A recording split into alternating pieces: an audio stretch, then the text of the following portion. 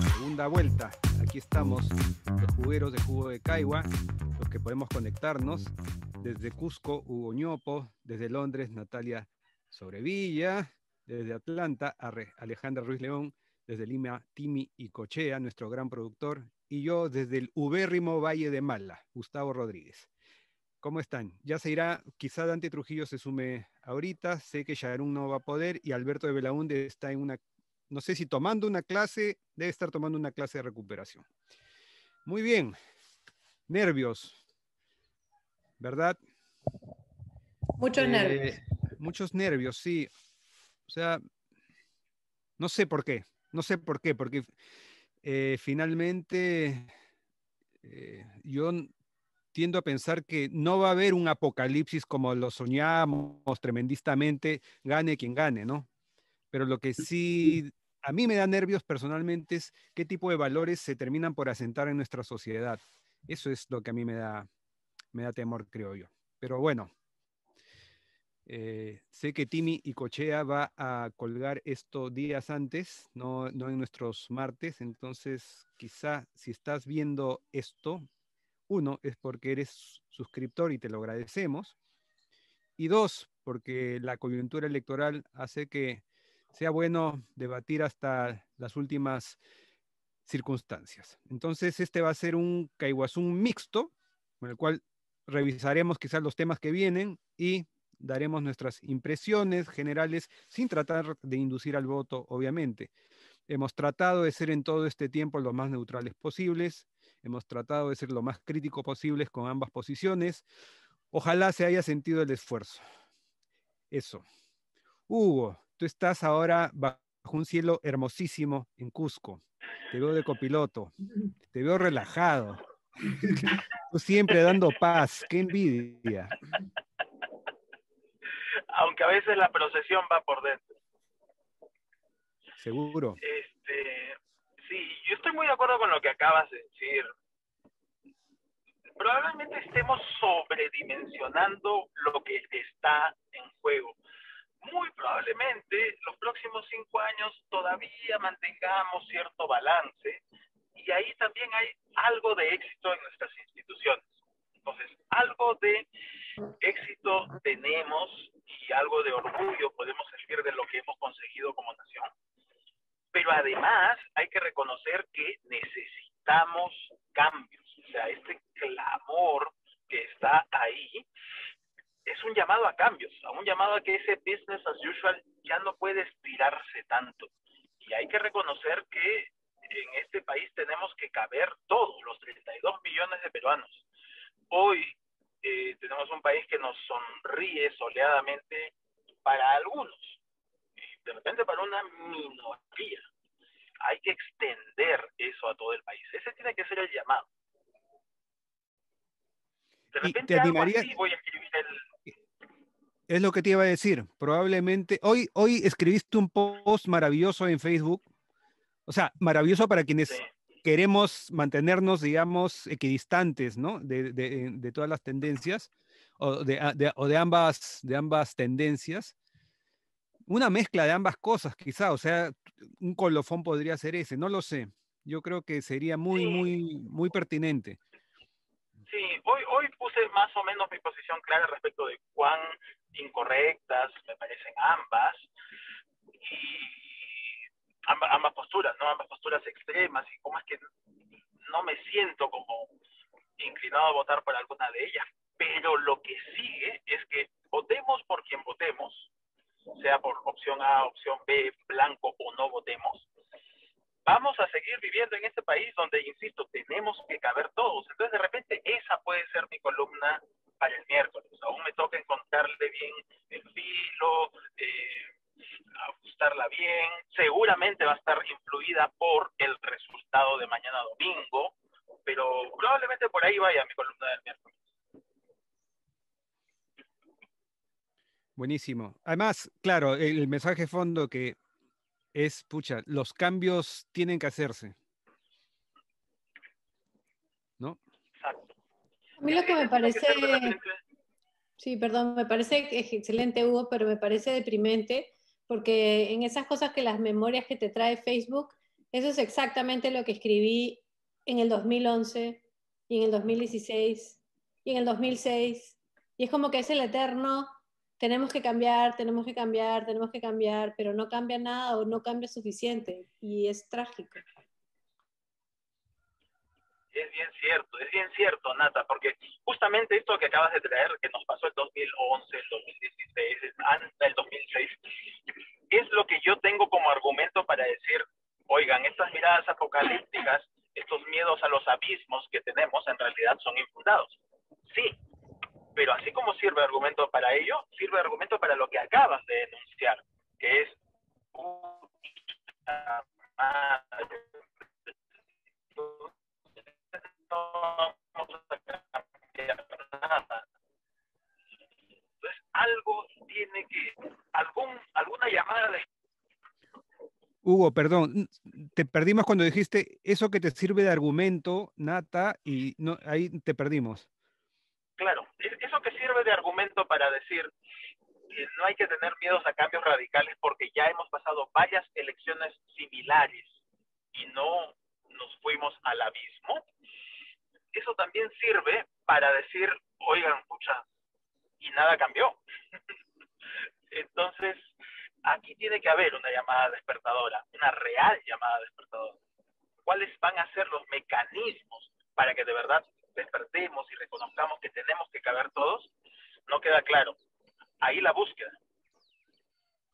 A mí lo que más me preocupa es justamente eso, que el mensaje para una Keiko Fujimori triunfante va a ser, y a una clase dirigente y económica que la apoya es, todo está bien amigos, sigamos como estamos, y esto es una prueba más de que lo que estamos haciendo está bien. Y entonces eso es lo que a mí me preocupa.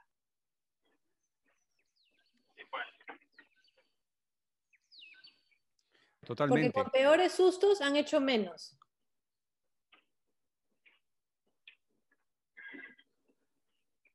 Creo que lo que va, disculpen que aterrice en temas editoriales, pero creo que lo que va a quedar, lo que va quedando para nosotros, no sé si tanto para Ale, por el tema de la ciencia, pero a quienes más hemos escrito sobre coyuntura y política, probablemente esta sea una semana de revisión, ¿no? De cierre, de reflexión de lo que ha sido estos últimos 6 meses, ¿verdad? Reflexión tras las elecciones. Creo que yo, sí. Perdón, Timmy, no se te escucha.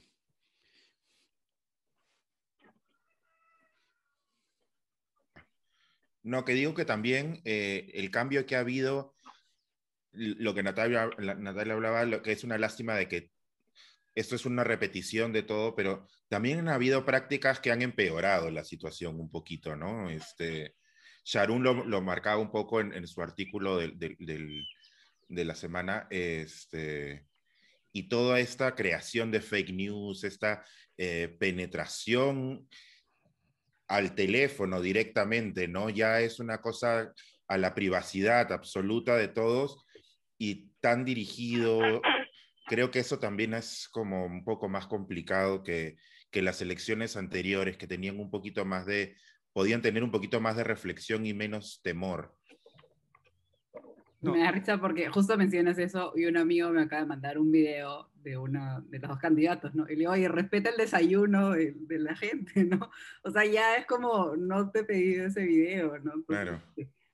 Sí, yo estoy ahí de acuerdo, y tal vez esta semana no voy a escribir de eso, pero sí la siguiente semana tal vez, como paralelos entre las elecciones y la pandemia, ¿no? Porque, y ese es uno de los grandes temores de la gente que estudia la fake news, que no solo decir, el virus existe o no, las vacunas funcionan o no, es generar otra realidad paralela en la cual cualquier discurso narrativa, por más extrema que sea, puede ser real, ¿no? Y tal vez Natalia también puede comentarnos eso. Esta semana hemos hablado esto un poco entre nosotros también, o sea, como hay otras narraciones, hay otras verdades y todo, entonces lo mismo que hace que una fake news de una vacuna funcione, hace que una fake news de las elecciones funcione, ¿no? O sea, la misma crítica es a la OMS como al Jurado Nacional de Elecciones, o sea, y a veces son los mismos actores, ¿no? Entonces, ahí creo que también hay unos paralelos que dice Timmy que, o sea, que se han disparado en estas elecciones. Por lo menos yo nunca he visto algo tan violento como estas elecciones. a nivel entre personas, ¿no? No sé si tal vez eso se daba antes en las oficinas o no, pero ahora en redes es como la gente insultándose. Tú pusiste un tweet que tenías un solo chat con el que no te has peleado con tus amigos. Sí, eran dos, bueno, ustedes no peleaban. Bueno, yo tengo uno en el que la mitad, o sea, van a votar por uno, la otra mitad van a votar por el otro, y hay otra parte que no van a votar por ninguno. Entonces, pero no nos hemos peleado, nos decimos de todo, pero no nos hemos peleado. Pero sin embargo hay otros grupos en los que sí, o sea, es como que no podemos ni siquiera respetar un poquito porque es violento, se ha encarnizado demasiado Y además ya ni siquiera situación. pelearse, o sea, son memes racistas, memes, o sea, violentos, ¿no? Que yo como, yo sé que esa gente que son mis amigos o familia, digo, nunca harían esta broma en, no sé, en la vida real, ¿no? ¿Y por qué me están mandando ese que no los representa, ¿no? O sea, es lo que yo, tal vez sí los representa y yo no sabía, ¿no? Y para mí eso ha sido particularmente violento. Bueno, aparte del grupo que tenemos nosotros, donde obviamente no nos peleamos y qué sé yo, tengo otro grupo de muy amigos donde tenemos posturas diferentes, pero mucha claridad y en realidad hablamos de política y nadie se molesta con nadie, todo el mundo más sabe lo que piensa el otro, pero en mis grupos, tanto de familia como de algunos trabajos que he tenido y sobre todo mis grupos de colegio, o sea, directamente yo he optado por yo no participo. Mis amigas más cercanas hablan del tema, pero no hablan de mí. Y en los otros chats directamente insultos y agresiones a mi persona con una fuerza, es decir, realmente en uno, por último dijeron, ¿y Natalia está en este chat? O sea, porque los insultos eran a tal nivel y yo ya ni contesto, o sea, ¿qué les voy a contestar? Sí, si estoy en el chat siguen insultando, o sea, es como, además como si yo los hubiera herido personalmente por hacer campaña y decir que yo no voy a votar por Keiko Fujimori. O sea, yo estoy haciendo algo en contra de su persona. He recibido además correos personales, chats directos a mí, o sea, directamente atacándome y ha sido bien fuerte. Pero por el otro lado, también muchas personas me han escrito por privado, decirme gracias por hablar, gracias por tener tu perspectiva y eso también me reconforta. Pero lo que yo siento es que la violencia en mis grupos ha sido de tal nivel que simplemente me han silenciado. Y ahí, como saben, para callarme no es tan fácil. Sí, es violento. Sí, y ahí yo creo que nos hace falta un elemento, ¿no? El generar esa posibilidad de estar en desacuerdo, pero respetándonos. Pucha, qué difícil es eso. Acostumbrémonos mucho más a discrepar, pero sin golpear la mesa. En realidad, lo que acabas de decir me da luces para tentar un posible artículo esta semana. No lo sé, no sé si sea esta, pero para más o menos ir combinando, encauzando la temática de revisión editorial. Ale, el tema que tú planteas es muy creativo, me parece pajísima. Puede servir tanto como para lunes post elecciones como para 7 días después, entonces es tu decisión. Sí, no, este lunes voy a hablar bueno, ya salto de frente, del reporte que ha salido sobre la nueva cifra de muertes del coronavirus, ¿no? Wow, entonces, qué fuerte. Justo, bueno, me están mandando las respuestas porque les hice un par de preguntas al equipo y lo voy a unir con las elecciones, ¿no? Porque esta es la primera gran verdad que quien salga elegido se tiene que enfrentar, ¿no? Porque ellos han hecho campaña con 60.000 muertes y en la última semana se están enfrentando que son 180.000 muertes, ¿no? O sea, el doble. Entonces, esa es una primera gran verdad de que cualquier cosa que se estén imaginando ellos no va a ser la realidad, ¿no? O sea, la realidad cuando eres presidente, supongo que es mucho más amplia de lo que te has imaginado, ¿no? Por más que estés en política, ¿no? Toda tu vida. Entonces creo que esto es como que me parece que el timing que ha salido este reporte y todo es crucial, ¿no? Entonces es importante también ahí como la presencia de la ciudadanía, ¿no? Porque los científicos que han hecho este reporte de Open COVID son todos ad honorem, ¿no? Está Mateo Prochaska, está Ray y Patrick, que es el que ha entrevistado. Y entonces, claro, esa idea, pero la idea de la ciudadanía como alerta que pone al servicio sus conocimientos es una cosa, pero aquí ha habido un apoyo del gobierno también en el sentido que ellos han abierto la data, se han reunido, han querido publicar el reporte, ¿no? O sea, ha sido realmente el trabajo conjunto de querer sincerar la situación, ¿no? Y eso es algo que no siempre se hace, ¿no? Entonces, de hecho, en el mismo reporte ellos explican por qué había este desfase de números, y algunas cosas son técnicas, ¿no? Por ejemplo, que nuestras notas médicas no están digitalizadas, que el servicio estaba colapsado, etcétera, pero luego hay como errores humanos también, o sea, luego ha habido como decisiones políticas que han hecho que estos reportes no sean transparentes, ¿no? Y ahí viene otro tema que yo siempre hablo, que es eso, que un número no es neutro, sino que un número es lo que tú quieres que sea, y claro, en este caso sí hay una agencia en cómo se han reportado las muertes, ¿no? Que eso sí se va a necesitar que se investigue, ¿no? Supongo que el futuro gobierno, no sé. Triste y necesario artículo. Sí, pero el reporte es interesante, ha abierto la puerta a una conversación internacional también, que eso es interesante desde el punto de vista de la ciencia del Perú, ¿no? Porque hemos sido uno de los primeros países que ha sincerado, y no es que otros países han ido corriendo a decir, vamos a hacer lo mismo, sino que no ha habido mayor interés, ¿no? No sabemos cómo, tal vez vamos a acabar la pandemia y Perú va a ser el país con más muertes, ¿no? Pero porque hemos tenido esta iniciativa, ¿no? Es lo que te iba a decir, o sea, ¿qué otros países podrían, digamos, liderar con Perú este triste ranking si es que se sinceraran como nosotros, ¿no? O sea, en números, obviamente no estamos encabezando, ¿no? O sea, en números, sobre todo India es el país que tiene como más. No, me refiero por per cápita, ¿no? Por per Me refiero cápita, a... sí.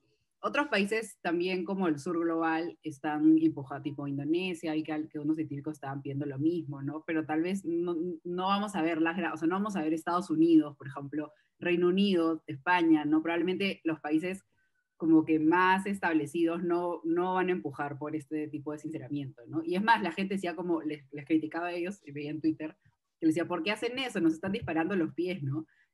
Ya eso que eso como que eso se arregla entre nosotros, ¿no? Y ellos respondían como, no, o sea, hay gente que ha muerto, no los podemos esconder, ¿no? Tremendo, tremendo, tremendo tema. Gracias, Ale. Buenísimo. Y el otro es espectacular también. O sea, ya Sí, el tienes otro para le 2 voy a dar semanas. más vueltas, sí, para aterrizar. Y a ver cómo va esta semana, ¿no? O sea, porque ya quien dé ganador esta semana va a ser lo que decía Hugo, ¿no? Como que va a ir ahí victorioso por la vida cuando no lo ha elegido un montón de personas, ¿no?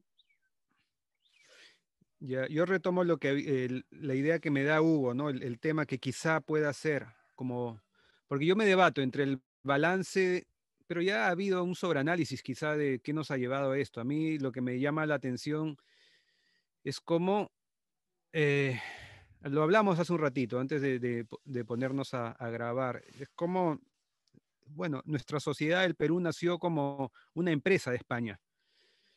Entonces, y una empresa no tiene los mismos valores que una democracia, digamos. Entonces, como a través de los años, igual el negocio, el lucro, el bolsillo, siempre fue el gran valor ¿no? De quienes tenían la sartén por el mango. Y finalmente, tantos siglos después, eh, como sociedad tendemos a disfrazar con grandes valores, con valores grandilocuentes, lo que es simplemente la defensa de tu bolsillo. Eso a mí es lo que me impresiona mucho. Yo no sé si mi artículo vaya por ahí o mi artículo vaya por lo que acaba de decir Hugo, o sea, que me deja pensando, ¿no? Cómo nuestra clase política actual es producto de una educación horrenda, donde nunca nos enseñaron a debatir, a trabajar en equipo, a conciliar, hagamos un proyecto juntos, ¿no? Todo era el paporreteo o la dictadura de la clase. Entonces, claro, 30, 40 años después tienes a estos líderes. Entonces, no sé, me debato entre ambos temas, ¿no? ¿Cuál creen ustedes que es el más pertinente para esta semana, para esta que viene? Todo va a depender de lo que sepamos el lunes o el martes o cuando quiera que sea que sepamos lo que sepamos. Igual creo Sí, que ¿no? lo que viene es un trabajo de reconciliación, ¿no? Esta violencia que hemos visto en esta campaña, creo que nos está haciendo bastante daño como país, como este, la falta de empatía que hay con el otro, ¿no? Eh, el hecho de mantener tu status quo, pero no pensar en el otro es como bastante fuerte, ¿no? Bien violento. Entonces creo que lo que viene y si podemos dar un poquito de luces sobre de dónde viene todo eso como para generar una reflexión, me parece que es importante, interesante. Ahí algo que me parece interesante, yo ni siquiera sabía que había partido el otro día, pero luego viendo las reacciones, eso es lo que hace la polarización, ¿no? Porque si Perú ganaba, la gente decía, ay, ganó porque apoyaban a un candidato. Y si perdían, ha pasado lo que ha pasado, que la gente dice, ah, lo salaron, no sé qué, ¿no? Entonces, eso ahora ocurre con todo, ¿no? Porque, como dice Gustavo, se han cogido algunos valores que no son de ningún partido, como puede ser el amor al Perú, ¿no? Entonces, claro, si haces esto, amas al Perú, y si no, no amas al Perú, ¿no? Y es ridículo pensar que la mitad del Perú no ama al Perú porque escoge su derecho a votar, porque es un derecho, o sea, aquí no tienes que convencer a nadie, todos van a ir a votar porque eso, bueno, pero es obligatorio, ¿no? Entonces, o sea, eso a mí me pareció que ser un buen ejemplo para medir, ¿no? Como los resultados de la polarización, ¿no? Porque es lo mismo, o sea, ahora no puedes ni coger un lápiz y la gente ya está súper psicoseada, ¿no? Que vi una chica que alguien le gritó en la calle porque estaba escribiendo con un lápiz, ¿no? Entonces, ahora ya nadie va a poder usar lápiz 2B número, ¿no? 2B era, sí. Porque ya es un símbolo de la mitad del país, ¿no? Entonces, eso no sé cómo vamos a resolverlo, ¿no? Sí, y la instrumentalización de los símbolos o de los valores es preocupante. Ayer, por ejemplo, porque finalmente tiene que ver lo que acaba de decir Timmy, ¿no? Va de acuerdo a tu egoísmo finalmente, porque ayer en tweet, yo puse un tweet sobre, pensando en Natalia, pensando en varias personas que están en el extranjero y que hay gente que las ataca, tú no deberías opinar porque vives fuera del país, ¿no? Sin ponerte a pensar, hombre, es peruana, la ley le permite votar, por lo tanto, tiene todo el derecho a opinar, manda remesas al país, o sea, hay más de 3.000 millones de soles que entran anualmente al Perú, producto de los peruanos en el extranjero, tienen familia por la cual velar, se sacan la mugre, no es fácil ser migrante tampoco, entonces, pero yo, y en tweet vi a una amiga que sé que va a votar por Keiko Fujimori, está aterrada ante la posibilidad de que gane Castillo, ¿no? Pero claro, si mañana resulta que Keiko gana por los votos del extranjero, qué lindo y todo. O sea, es muy instrumentalizado todo. O sea, si te conviene, hay valores que van, y si no, no, y no puede ser así. Pero estamos acostumbrados a eso. Es que el O tema con sea, los votos en el extranjero o la opinión desde el extranjero es, ellos no les molesta que yo opine, lo que les molesta es que no opine igual que ellos. Exactamente, es eso. Es decir, si yo opinara exactamente igual que ellos, mi opinión sería perfectamente bienvenida, valiosa, como la es de todas las otras personas en el extranjero que hacen campaña por Keiko Fujimori. Entonces, ese es el punto que decía Hugo hace un momento de lo poco democrático que es, que solamente vale tu opinión si es que está de acuerdo con la mía. Si no, eres mío, estás totalmente en contra mío, no existe ninguna posibilidad de, no estamos de acuerdo, vamos a hacer cosas diferentes, pero te respeto. Tengo dos amigos de la universidad y la verdad que son de las pocas personas con las que realmente puedo tener un diálogo. Estamos diametralmente opuestos, pero siempre con mucho respeto y entendiendo que cada uno tiene el derecho de pensar como quiere. Y eso es lo único que yo pido. Las formas son muy importantes en la comunicación. Muy, muy importantes. O sea, la manera en que te aproximas a la otra persona aún sabiendo que piensa distinto.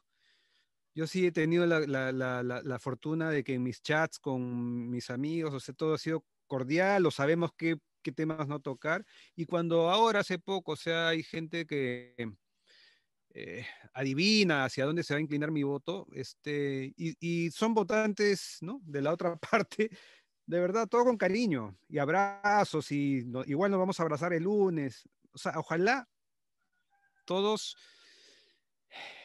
pudiéramos no caer en el remolino del miedo que te hace. Es que a eso voy también. Yo creo que el miedo tiene mucho que ver. El miedo te hace sobrereaccionar, ¿no? Te hace sacar lo peor de ti. Y también hay otra reflexión. Por ejemplo, todos nosotros somos profesores en diferentes ambientes, ¿no? O explicamos cosas en general. Y te das cuenta que la gente no sabe explicar cosas, porque en cuanto tienen que explicar algo, empiezan a gritar. Entonces, yo comentaba eso con otros amigos, le digo, o sea, esto yo lo noto porque, imagínate que yo gritara en mi Instagram como, no sé, las vacunas sirven, punto, ¿no? Entonces, nadie se vacunaría, ¿no? Entonces, ahí también yo veía, o sea, viendo a amigos míos, viendo influencers, ¿no? Yo qué sé, que personas famosas, ¿no? Que empiezan como, sí, el derecho al voto, y luego se dan cuenta que el otro no le entiende y empiezan a gritar, ¿no? O sea, desde mayúsculas hasta gritos. Y eso es lo que yo veo, ¿no? Porque dices, no vas a convencer nunca a nadie de esta forma. Imagínate algún profesor que les diga como, no estás entendiendo esto, no amas al Perú, ¿no? Como que ahí vemos que incluso nuestra idea de cómo convenzo a otra persona, porque la idea es que vas a convencer a otra persona, la gente no tiene ni la menor idea, ¿no? Empieza a gritar, los insulta, no sabe enseñar, ¿no? Ese es otro No tema. estamos, no estamos acostumbrados a debatir, no tenemos un nivel de debate, o sea, por eso tenemos los congresistas que tenemos y, o sea, es... Sí, porque pasa del sí, no sé qué, al grito en cero coma, ¿no? Y eso lo ves o sea, en relaciones interpersonales, ¿no? La gente que no sabe expresarse empieza a gritar porque piensa que, eso lo han estudiado los neurobiólogos, ¿no? O sea, piensa que no, el otro no lo oye, entonces el grito es esa muestra de no me estás entendiendo, ¿no? Entonces, peor, pues, ¿no? Ese es otro tema. Ale, tú sacas así temas Del sombrero. como una maga. Ese es otro temazo. O sea, ese es el grito como inhibidor del aprendizaje. Sí, y eso es lo que yo he visto en redes, ¿no? Y me doy cuenta de que la mayoría de personas no son profesores, ¿no? No tiene la paciencia que tienen los profesores y empiezan a gritarse, ¿no? En redes sociales. Bacán. Ya lo veo a Rodríguez apuntando todo. Sí. Estoy anotando todo. Va a escribir los 7 días de la semana. Pero un montón de gente en mis redes que me apoyaba me decía, ¿cómo les tienes tanta paciencia? Con todo lo que te dicen y cómo te lo dicen. Y yo justamente apelando a esa idea del magisterio, yo no lo voy a poner al mismo nivel a gritarle a la gente. Bueno, yo voy a hacer un publicherry a favor de Natalia Sobrevilla hoy, porque ayer fui testigo en vivo de una entrevista en la cual invitaron a Natalia a TV Radio Exitosa, ¿no? Por Jugo de Caigua, e invitaron a un señor Pablo Bustamante de Lampadia. Y aparentemente iba a ser dos analistas, ¿no? Estudiando la coyuntura, pero de pronto el señor empezó a gritar justamente y a decir que la izquierda, los males de la izquierda, cuando nadie estaba hablando de la izquierda, nadie estaba hablando de nada. Natalia jamás no había dicho ni una sola palabra sobre la izquierda, socialismo, absolutamente nada, y empezó a decir que el mito de las esterilizaciones forzadas, eso era una mentira inventada, sin saber obviamente quién era Natalia Sobrevilla. Entonces tú veías al otro lado a Natalia así, su carita así como diciendo ahorita te voy a... O sea, pero toda lady, ¿eh? Toda sonriente, así que... Hasta que de verdad me quito sombrero, Nata, porque era muy importante una intervención tuya ahí para aclarar, y fue como ver work in progress de cómo el fake news se inventa en vivo. O sea, un señor sin información que empieza a decir que, pero está demostrado, que decía, hace una hora Nicolás Lucar dijo sobre esto. O sea, mientras al costado tenía un especialista del tema que con entereza y puntualizando 1, 2, 3, lo dejó callado. O sea, lo dejó callado. O sea, ojalá por cada momento así tuviéramos esa contraparte, o sea, una Natalia sobrevivía al otro lado encuadrando la cosa siempre, ¿no? Eso debería serlo nuestro periodismo, pero nuestro periodismo no, pues no está muy, no estudia mucho, son muy pocos los periodistas que pueden encuadrarte, pararte el carro en ese momento, ¿no? Y ahora sí Porque sí, te cedo la palabra, Nata, para ver si nos dices de qué vas a escribir o lo que quieras. bueno, lo que sí no pude soportar es que ese señor me interrumpiera.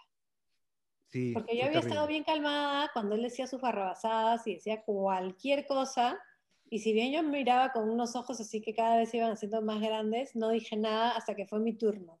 Y ahí empiezo a hablar y el señor me interrumpe. Y ahí sí me molesté, dije, no, disculpe, yo a usted no lo he interrumpido, usted no me puede interrumpir a mí. Y encima me dice, es que usted no sabe debatir, así es el debate, se interrumpe. Y le dije, no, me disculpará, pero no es así, usted me tiene que escuchar así como lo he escuchado yo a usted. Y la conductora me dio la razón y lo cayó también, y ahí empecé, punto número 1, punto número 2. Pero es efectivamente, ¿no?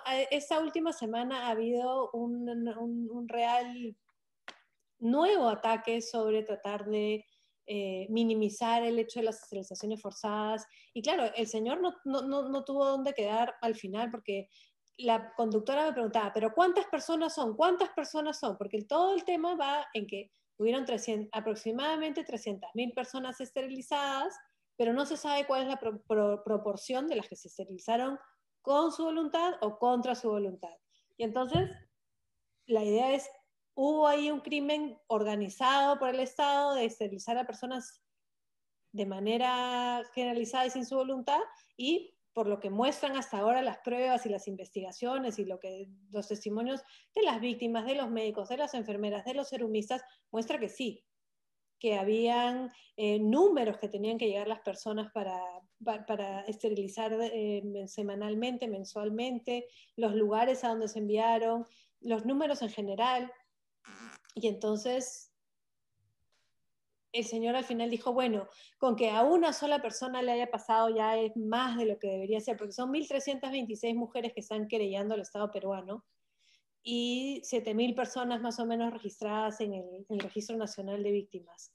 Pero no sabemos si esas son todas, o si son más, o si han muerto, o si no se han atrevido a venir adelante, qué sé yo. Pero es esa falacia, ¿no? Entonces, no fueron 300.000 esterilizaciones forzadas, entonces todo es una mentira. Es como llegar a esa conclusión es extremadamente problemático, pero también es problemático decir que hubieron 300.000 esterilizaciones forzadas, porque eso tampoco es verdad. Entonces es como esa falsa, esas medias verdades y medias mentiras de las que hablaba Sharon en su artículo. O sea, se han agarrado a esa pequeña cosa que es de las 300.000, no todas fueron sin su voluntad. Mientras una sola de esas personas lo haya hecho queriendo, entonces efectivamente no todas son sin su voluntad. Pero como no sabemos las proporciones y nunca las vamos a poder saber, entonces ahí queda siempre esa duda. Y ahora estamos en un momento en que esto se va a decidir judicialmente, ¿no? Se va a establecer una verdad judicial de qué fue lo que sucedió y quiénes son los culpables, o si hay culpabilidad. Pero el Estado peruano ya ha asumido su culpabilidad y que tiene el deber de reparar monetariamente y con reparaciones de salud a las víctimas. Eso ya está aceptado y eso lo ha aceptado entre la Corte Interamericana. O sea, no puedo entender que lo sigan negando de una manera tan descarada.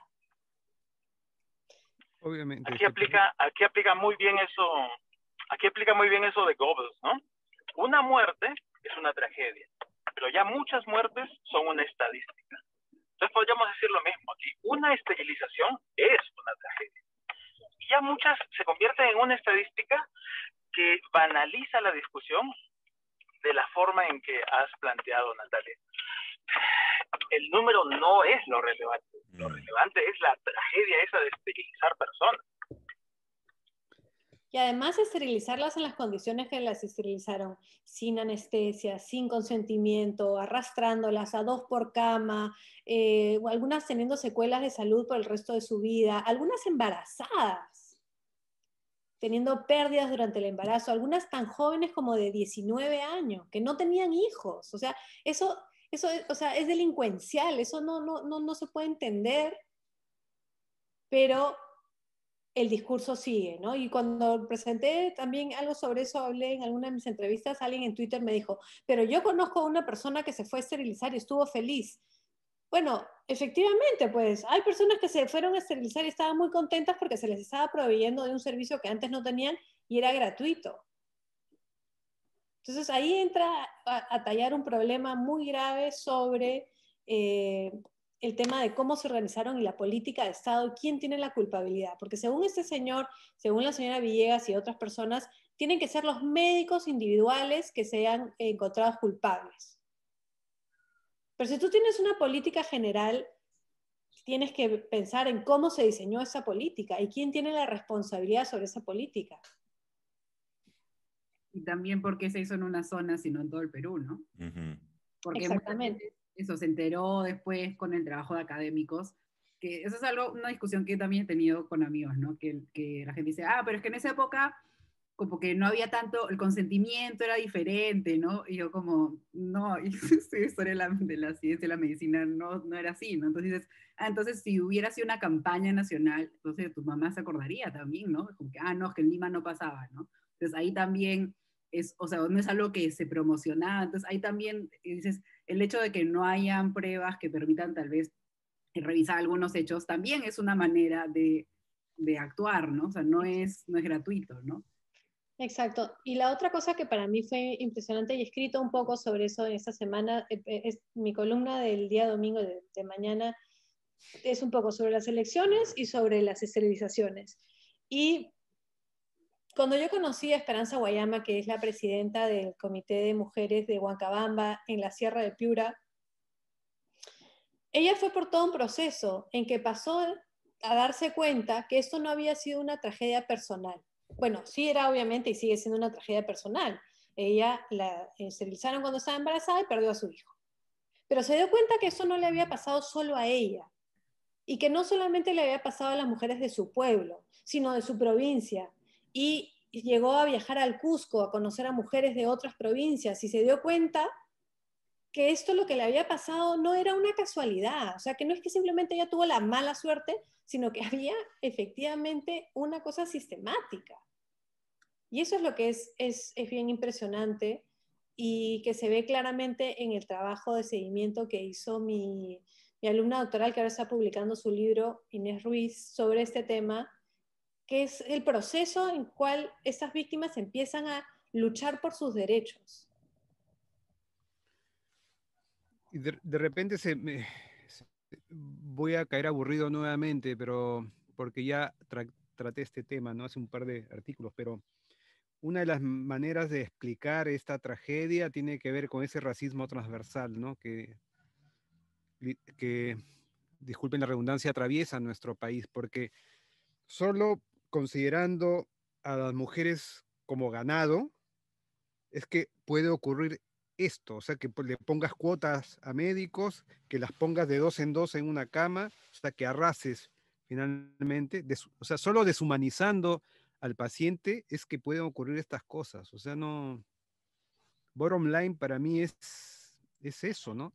Bueno, justamente eso es una de las cosas que encuentra el trabajo de Inés, que por un lado fue posible para el personal de salud hacer muchas de estas cosas porque tenían ese discurso de ustedes se reproducen como conejos, ustedes son unos cuyes, y entonces ese discurso era muy poderoso y ustedes ya tienen demasiados hijos y entonces no los pueden mantener y les estamos haciendo un bien, y ustedes no tienen la capacidad de discernir. Entonces por ahí también el consentimiento es bien complejo. Y sobre ese tema del consentimiento, Inés en su investigación, ella hizo etnografía visual, o sea, grabó videos y hizo un pequeño documental sobre estas mujeres. Y entonces llegó un momento en que yo le dije, tú vas a tener que volver a la misma comunidad y presentarle tu documental a las personas con las que has estado para que ellas te digan, habiéndolo visto, si es que tú puedes o no puedes pasarlo al resto del mundo. Porque que ellas te hayan dicho cuando tú las filmaste que te estaban dando su consentimiento o que te firmen un papel o lo que sea, tú puedes estar haciendo lo mismo que lo que ya les hicieron. Tú las estás pudiendo volver a victimizar. Y eso fue bien impresionante, porque cuando ella volvió a Huancabamba y le mostró a las mujeres en la comunidad, ellas lloraban y decían, finalmente alguien realmente nos escucha y realmente nos deja tener una voz y decir lo que nosotros realmente pensamos. O sea, se convierte en un espacio de empoderamiento.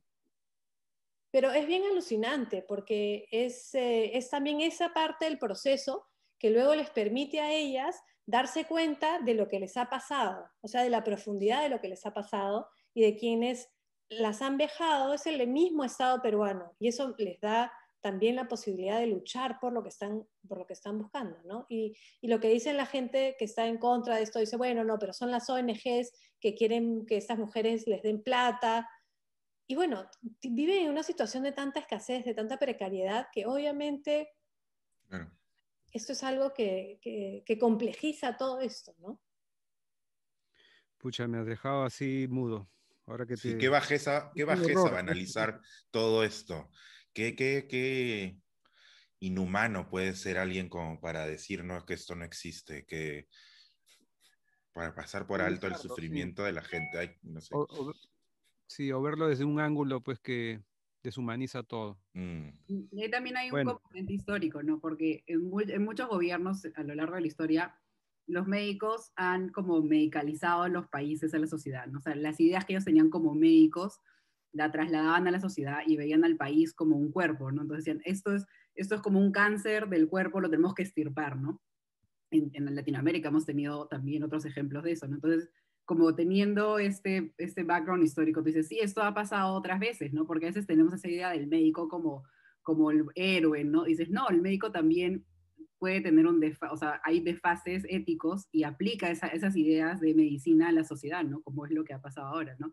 De hecho, a partir de uno de los artículos de Natalia, lo comenté aquí con unos amigos en Estados Unidos y me decían, qué horrible, no sé qué, y le dije, eso ha pasado el año pasado aquí en nuestro estado, en Georgia, en un sitio de detención de inmigrantes de ICE, ¿no? Y ellos no tenían ni idea, y le digo, eso ha pasado el año pasado cuando todos hemos estado encerrados, creo que eran como 60 mujeres que también les habían hecho algunos procedimientos médicos y no les habían informado que las habían esterilizado, ¿no? Y luego ha sido una enfermera, cuando ha habido cambio de gobierno, que lo comentó, ¿no? Pero aquí nadie sabía, ¿no? Y esto ha pasado como a 10 kilómetros de nuestra casa, ¿no? Pero lo mismo, mujeres que no hablaban inglés, entonces tampoco, o sea, creo que también te ayuda a tener una visión como actual, decir, esto puede seguir pasando tranquilamente, ¿no? Y nadie se entera. En fin. Sí. Horrífico. Bueno, Es terrible, pero en base a eso he escrito esta columna sobre cómo el voto de esas señoras vale lo mismo que el mío y el de todos los demás, y que ese es el momento que tienen para expresarlo. gracias, Nata. Bueno, temas tremendos.